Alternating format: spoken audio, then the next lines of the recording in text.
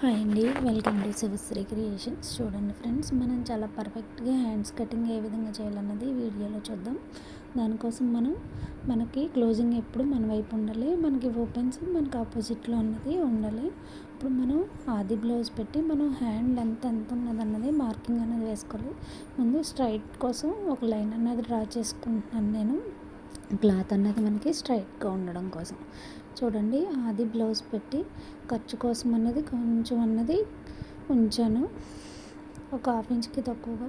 ఇప్పుడు లెంత్ అన్నది మార్క్ చేసుకుని ఖర్చుతో సహా అన్నది మనకి హ్యాండ్ ఎంత పొడవు అన్నది మార్కింగ్ అన్నది వేసుకున్నాం.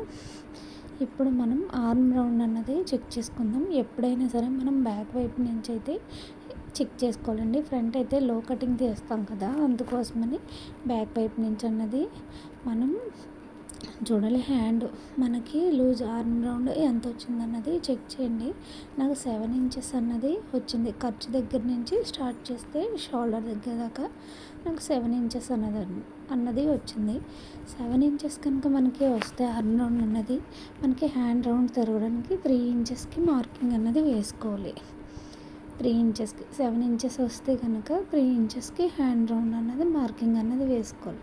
ఇప్పుడు 3 ఇంచెస్కి మార్కింగ్ అన్నది వేసాం కదా, మనం చూడండి ఇలా క్రాస్గా పెట్టి ఎక్కడికి మనకి 7 ఇంచెస్ వస్తుంది అన్నది చూసుకుని ఇలా క్రాస్గా అన్నది పెట్టుకుని మనకి ఎక్కడ 7 ఇంచెస్ వస్తుంది అన్నది చూసుకుని అంతా మనకి లూజ్ అన్నది సరిపోతుంది ఆర్మ్ రౌండ్ అన్నది. ఇప్పుడు మనం హ్యాండ్ రౌండ్ కట్ చేయడం కోసం హ్యాండ్ రౌండ్గా కట్ చేస్తాం కదా, దానికోసం 1.5 ఇంచ్ మార్కింగ్ అన్నది వేసుకోవాలి హ్యాండ్ రౌండ్ దగ్గర. ఇప్పుడు మనకి 7 ఇంచెస్కి మార్కింగ్ చేసుకున్నాం కదా, ఇక్కడ మనకి ఎంత వచ్చింది అన్నది దాన్ని హాఫ్కి ఫోల్డ్ చేసుకోవాలి. నాకు 6.5 వచ్చింది, 3.2 పెట్టానండి. అప్పుడు దీనికి 1.5 ఇంచ్ అన్నది కరువు అన్నది హ్యాండ్ కరువు కోసం 1.5 ఇంచ్ అన్నది మార్కింగ్ అన్నది పెట్టుకుని వీడియోలో చూపించిన విధంగా హ్యాండ్ అన్నది డ్రా చేసుకుంటున్నాను. ఇప్పుడు దాన్ని మళ్ళీ ఆర్మ్ స్కేల్తో ఈ విధంగా